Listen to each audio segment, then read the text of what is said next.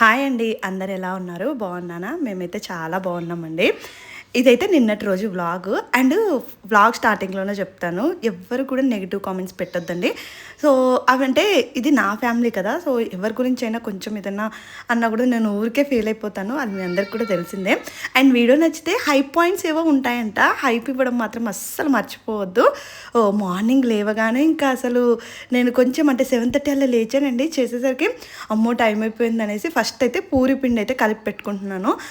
Chicken night తెప్పించి పెట్టాను కదా! సో, ఇంకా ఫస్ట్ అయితే చికెన్ కర్రీ వేసేసాననుకోండి. పూరి చేయడము ఇంకా వాళ్ళొచ్చాక చేద్దాము అనేసి కర్రీ చేస్తున్నాను. ఫస్ట్ టైం అండి చికెన్‌లో టమాటో వేసి వండుతున్నాను. నిన్న ఒక 4, 5 వీడియోలు చూశాను పూరీలోకి చికెన్ ఎలా చేయాలి అనేది. అంటే నేను చేస్తే గ్రేవీ రాదండి. కానీ పూరి చేసుకుంటే గ్రేవీ చేసుకుంటేనే బావుంటది కదా! అందుకే గ్రేవీ రావాలనేసి 5, 6 వీడియోలు చూసి చేశాను.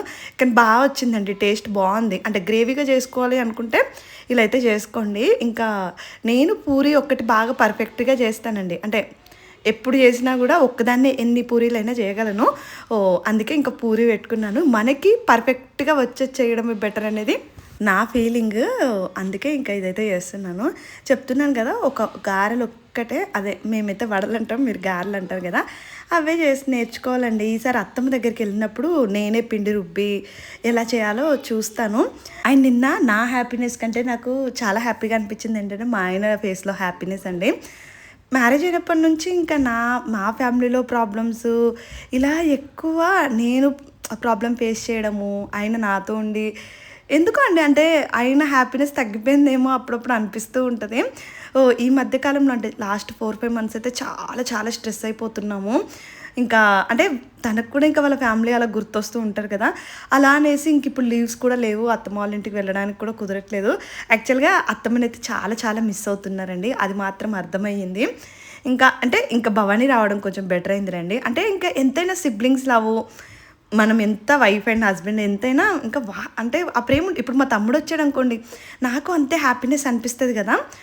ఇంకా సేమ్ తనకు కూడా అంతే. నిన్న చాలా బాగా ఎంజాయ్ చేశారు.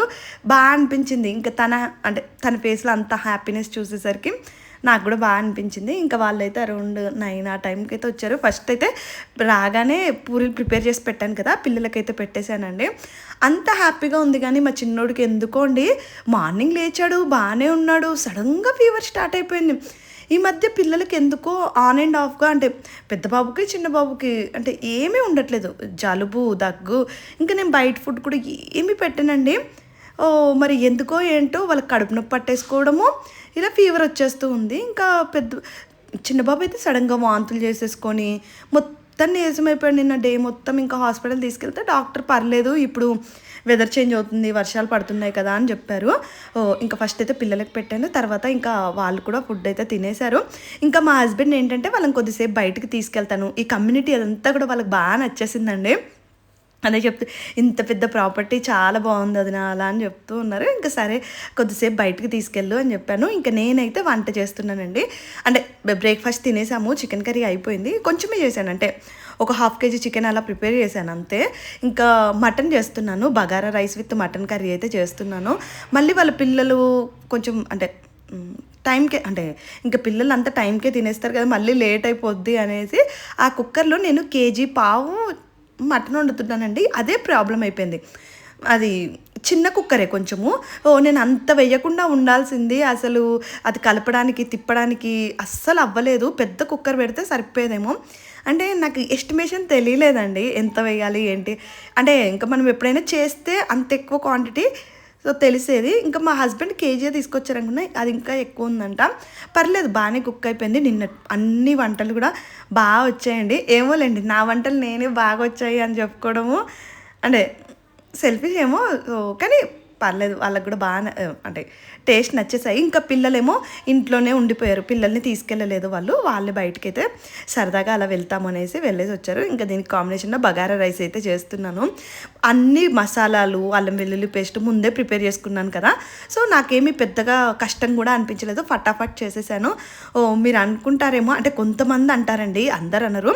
ఎప్పుడైనా అండి అంటే నేను ఎవరింటికైనా పోతే వాళ్ళు ఇప్పుడు తోటికోడలు వాళ్ళ ఇంటికి వెళ్ళినా, భవాని వాళ్ళ ఇంటికి వెళ్ళినా ఎప్పుడు ఏమి పని చెప్పరు. నేను అంతే అలానే ఉండాలి కదా! వాళ్ళు రెస్ట్ తీసుకుంటే బెటర్ కదా, మన ఇంటికి వచ్చినప్పుడు మనం ఆతిథ్యం ఇవ్వాలి కానీ వాళ్ళతో పనులు చేయించుకోకూడదు కదా అనేసి అది మా ఫీలింగ్. అందుకే అంటున్నాను, ఎవరు ఎటువంటి కామెంట్స్ అయితే చేయకండి, బాధగా అనిపిస్తుంది. అండ్ మెయిన్ అత్తమ్మ వాళ్ళ ఇంటికి వెళ్తే మీరు ఎందుకు పని చేయరు అంటారు. నేను నిజంగా చెప్తున్నాను, నేను మా అమ్మ వాళ్ళ ఇంటికి వెళ్తేనన్నా అంటే ఏదైనా వంట చేయడం అలాంటి పనులు చేస్తాను, కానీ ఇంకా అత్తమ్మ ఏంటంటే అత్తమ్మ చేతి వంటే తినాలి అనుకుంటారు మా ఆయన, అందుకే వంట ప్రిపరేషన్ చేయను. ఇంకా మిగతా పనులు అంటారా ఎక్కడికి వెళ్ళినా చేయను, ఇంట్లో కూడా అంతే, ఓన్లీ కుకింగ్ అదంతా చూసుకుంటాను. ఇంకా మేడ్ వస్తారు కదా గిన్నెలు క్లీన్ చేయడానికి హౌస్కి, అదంతా కూడా ఇంకా అలా అలవాటైపోయింది. ఐ హోప్ అంటే నేనేదో షో ఆఫ్ ఇంకా అంటే సంథింగ్ ఏమోలేండి, ఇంకా అనేవాళ్ళు ఎన్నైనా మనం ఎంత మంచిగా చేసినా ఎంత మంచిగా ఉన్నా అంటూనే ఉంటారు. ఇంకా వీళ్ళు ముగ్గురు మెయిన్ షాను రుషి అండి, ఫుల్గా ఆడుకున్నారు. మరి రుచిబాబు నార్మల్గా అయితే ఎవ్వరు పిల్లలు ఉండకపోయేసరికి కొంచెం సతాయించుతూ ఉంటాడా, వాళ్ళు వచ్చినప్పటి నుంచి మంచిగా ఆడుకుంటూ ఉన్నారు. అండ్ ఆ షాను కూడా బాగా ఆడిపిస్తుందిలేండి. ఇంకా మను అయితే చాలా సైలెంట్గా ఉంటుంది. కొద్దిసేపు బయట కమ్యూనిటీ అదంతా తిరిగేసి వచ్చారు. ఇంకా పిల్లలకైతే ఫుడ్ పెట్టాను. ఆ అమ్మాయిలు ఎంత క్యూట్ అంటే అత్త బాగుంది అనేది కాంప్లిమెంట్ కూడా చెప్తున్నారు. అంటే పిల్లలకు మనం చిన్నప్పటి నుంచే ఇలాంటివి నేర్పించాలండి. అంటే ఎక్కడికైనా బయటకు వెళ్తే ఎలా ఉండాలి, ఎలా బిహేవ్ చేయాలి అనేసి మనం నేర్పిస్తూ ఉండాలి. మేము చిన్నప్పుడు నిజంగా అండి, నేను మా అక్క ఎంత సైలెంట్ అంటే తల కిందికేసుకొని కూర్చునే వాళ్ళం, ఎవరితో మాట్లాడే వాళ్ళం కూడా కాదు. మా పేరెంట్స్ చాలా చాలా స్ట్రిక్ట్. మెయిన్ మా నాన్న ఎంత స్ట్రిక్ట్, మా మమ్మీ కూడా అంతే అండి. చాలా ఆడపిల్లలు నవ్వకూడదు, నవ్వుకుంటూ ఒకరితో మాట్లాడకూడదు, అలా చాలా స్ట్రిక్ట్గా ఉండేవాళ్ళు. అప్పుడప్పుడు అదే అనుకుంటూ ఉంటారు, అంటే మా ఫ్యామిలీలో మా డాడీ అంత స్ట్రిక్ట్ కదా, నేను ఎలా లవ్ మ్యారేజ్ చేసుకున్నాను అనేసి. ఇంకా మా డాడీకి నేనంటే చిన్నప్పటి నుంచి కొంచెం ఎక్కువ ఇష్టం అండి. అండ్ నేనంతా లైఫ్లో సెటిల్ అయ్యాక, మా హస్బెండ్ మంచిగా సెట్ అయ్యాకే మా డాడీకి అయితే లవ్ విషయం అయితే చెప్పాను. నేను అంటే ఒకటి ఫిక్స్ అయ్యాను ఏంటంటే, మా నాన్న ఒప్పుకోకపోతే మాత్రం మ్యారేజ్ చేసుకోను అనేసి ఫిక్స్ అయ్యాను. ఎందుకంటే ఎండ్ ఆఫ్ ద డే అంటే ఎక్కువ నేను రెస్పెక్ట్ ఇచ్చేది మా అంటే ఐ మీన్ అంత చిన్నప్పటి నుంచి మనం కష్టపడి పెంచి చేసి ఈ మ్యారేజ్ అని ఒక్క విషయం వచ్చేసరికి మీరు కాదు నాకు ఈతనే అలా అనలేను కదా, అలా అనేసి తనని కూడా వదులుకోలేను. బాగా అంటే అంత గ్రౌండ్ వర్క్ చేసి చేసి చేసి మా డాడీకి చెప్పాను. మా నాన్న ఒప్పుకుంటాడు అన్న స్టేజ్లోనే చెప్పానండి.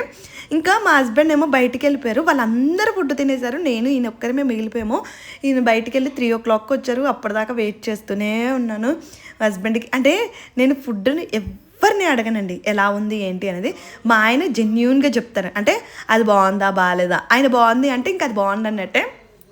అందుకే ఎక్కువ ఆయన బాగుంది అంటే మాత్రం ఇంకా హ్యాపీగా అనిపిస్తుంది.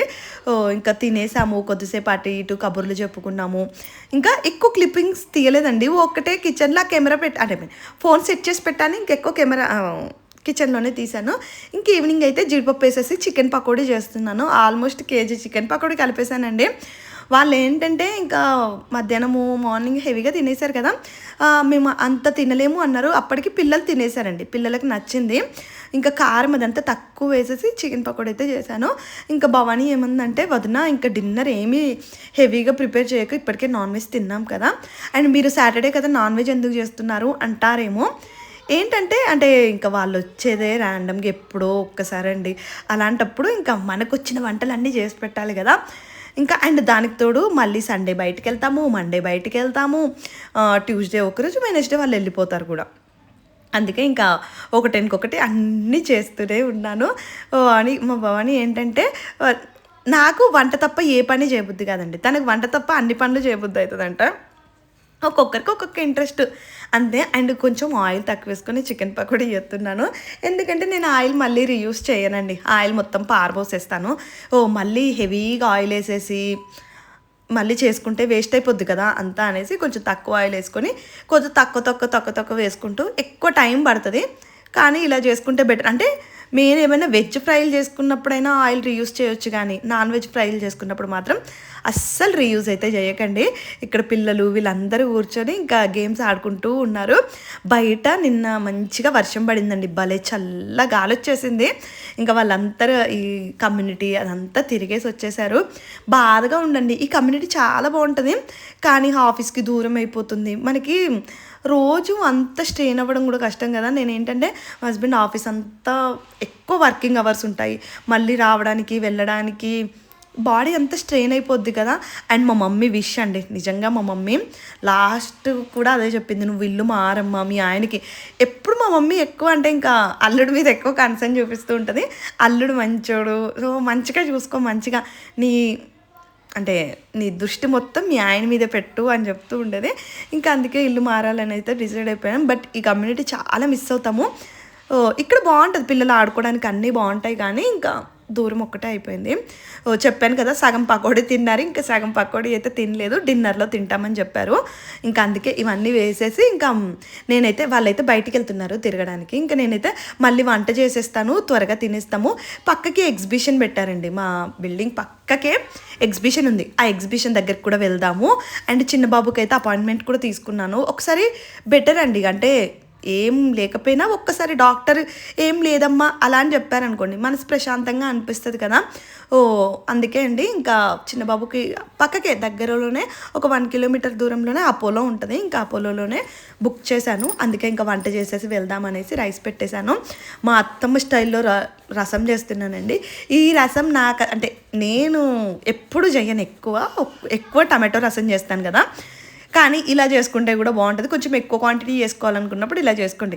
ఫస్ట్ చింతపండు వాటరు, అందులోనే టమాటో, ఉప్పు, కారము, కొత్తిమీర అండ్ పెప్పరు, మన గార్లిక్, జీలకర్ర ఈ 3 దంచేసి వేసేసి అందులోనే కరివేపాకు ఇదంతా వేసి బాగా మరిగిపోయాక తాలింపు వేసుకోవాలి. ఫస్ట్ ఇదంతా మంచిగా అందులోనే ఇంకా కల్లుప్పు వేసుకోండి. ఇలాంటివి ఏదైనా చేసుకున్నప్పుడు నార్మల్ సాల్ట్ కాకుండా కల్లుప్పు వేసుకుంటే కొంచెం టేస్ట్ బాగుంటుందంట.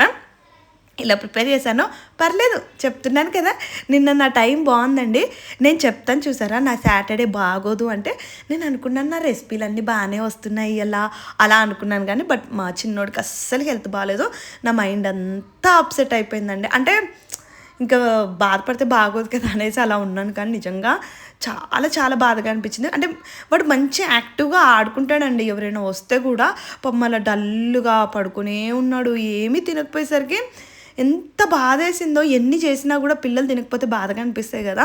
అండ్ నెక్స్ట్ డే కోసం కూడా బ్రేక్ఫాస్ట్ అయితే ప్రిపేర్ చేస్తున్నాను. చిట్టి పునుగులు ఉంటాయి కదా, అవి వేద్దామనేసి నేనేం చేస్తానంటే నార్మల్గా ఓన్లీ పెరుగే తీసుకొని, పెరుగులోనే ఒక 1/2 kg పెరుగు ప్యాకెట్ తీసుకొని అందులో ఇంకా ఆ పెరుగుకి తగ్గట్టే పిండి కలుపుతాను. ఇలా అయితే మనం ఎక్కువ సోడా వేసుకోకపోయినా పర్లేదు, అండ్ చాలా సాఫ్ట్గా వస్తాయి. ఎవరికైనా బజ్జీలు బాగా రావట్లేదు అంటే ఇలా ఒక్కసారి అయితే ట్రై చేయండి. ఇలా ముందు రోజే కలిపి పెట్టేసుకుంటాను. ఇంకా నెక్స్ట్ డే మార్నింగ్ కొంచెం జీలకర్ర, సాల్ట్, కొంచెం అంటే ఒక చిటికెడు, ఇంకా అది సోడా వేసుకోకపోయినా గుల్లగా వస్తాయి, బెటర్ ఇంకా కొంచెం సోడా వేస్తాను అంతే. అసలు చాలా బాగుంటాయండి. చిట్టి పునుగులు అంటారు కదా బయట, ఇలానే చేస్తారు. అంటే కొంతమంది ఏంటంటే పుల్లటి పెరుగు చేస్తారు, నాకు ఆ పుల్లటి పెరుగులు అస్సలు నచ్చవు. నాకు పుల్లటి పదార్థాలు కూడా ఎక్కువగా నచ్చవండి. అంటే నార్మల్గా ఇంకా కొన్ని డిఫరెంట్ ఐటమ్ కూడా చేసుకుంటారు కదా పుల్లగా, నాకు అలాగా అంత ఎక్కువ నచ్చదు. అందుకే ఇంకా నేనైతే తియ్యటి పెరుగుతూనే చేస్తాను. అప్పుడే పెరుగు ప్యాకెట్ ఆర్డర్ పెట్టి మరీ చేశాను. అండ్ ఎగ్స్ కూడా తెప్పించి పెట్టాను. ఇంకా మళ్ళీ అంటే ఓన్లీ పకోడీ పెట్టుకొని ఏం తింటారు అనేసి ఇంకా పిల్లల కోసం అయితే ఆమ్లెట్ కూడా వేశాను.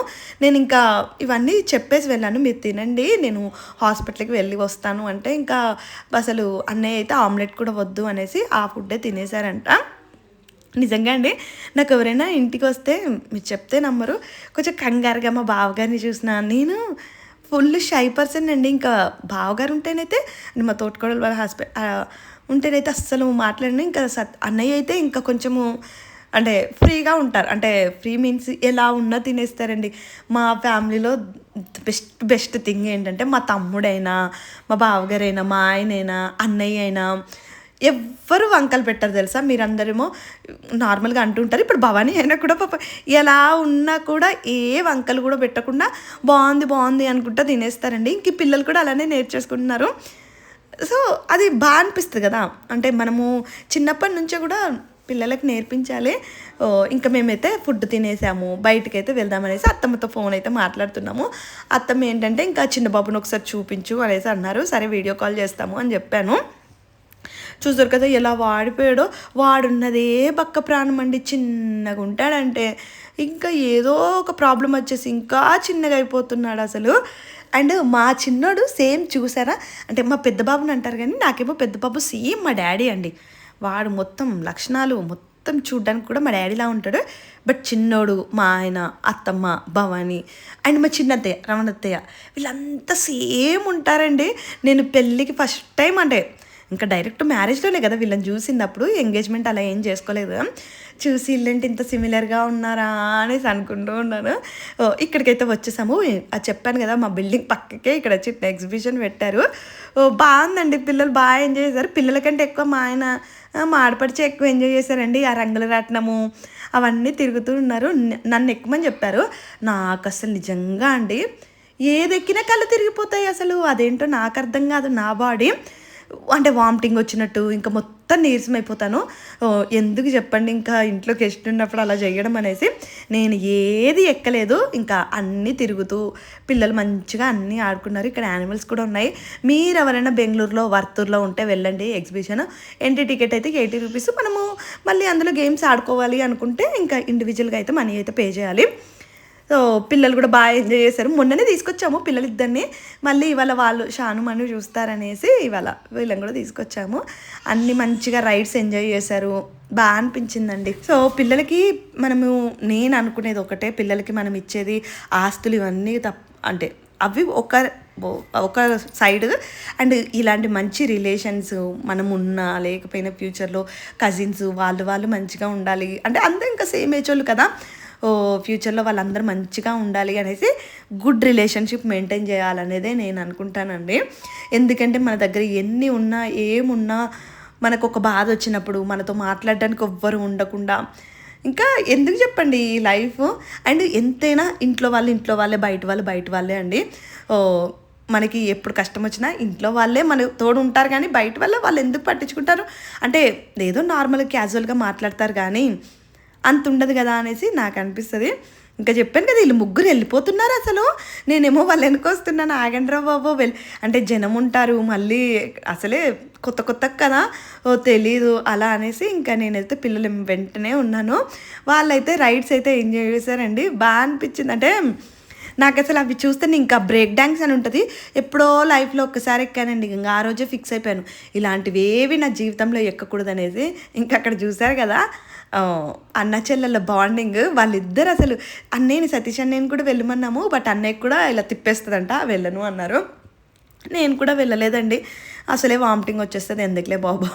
నాకు అలాంటివి ఎంజాయ్ చేయాలని కూడా అనిపించదు.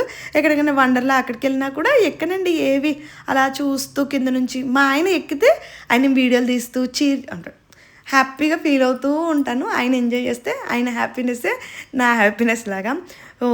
ఇదండి ఈరోజు వ్లాగ్. ఐ హోప్ మీకు నా వీడియో నచ్చింది అనుకుంటున్నాను. నా వీడియో నచ్చితే ప్లీజ్ లైక్ చేయండి అండ్ ఆ హైప్ పాయింట్స్ మాత్రం ఇవ్వండి. అవి ఇస్తే అంట మనకి ఇంకా వీడియో రికమెండ్ అవుతూ ఉంటుందంట వేరే వాళ్ళకి కూడా. నచ్చితే ప్లీజ్ లైక్ చేయండి, కామెంట్ చేయండి. ఎటువంటి బ్యాడ్ కామెంట్స్ అయితే చేయొద్దు please. And thank you. Bye. Next వ్లాగ్లో కలుద్దాం.